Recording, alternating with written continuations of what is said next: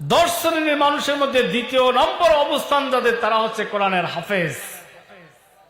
একজন হাফেজ 30 পারা কোরআন শরীফ মুখস্থ করতে হলে কতবার সূরাতুল ফাতিহা থেকে নাস পর্যন্ত পড়া লাগে? হাজার হাজার নয়, লক্ষ লক্ষ বার পড়া লাগে। আর হাফেজে কোরআনের ভিতরে একটি কোরআন থাকে, সেই কোরআনের কারণে শরীরের ভিতরে কোনো পোকা জন্মাবে না। কোন সুবহানাল্লাহ।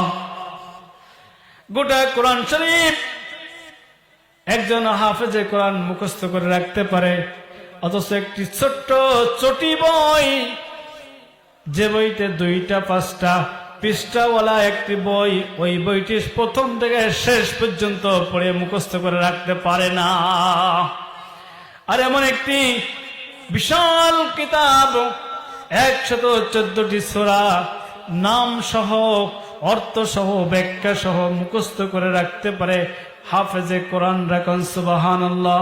আল্লাহ রাব্বুল আলামিন বলেন, বিসমিল্লাহির রাহমানির রাহিম, লাউ আনজালনা হাযাল কুরআন আলা জাবালিন লারাআইতাহু খাশিআন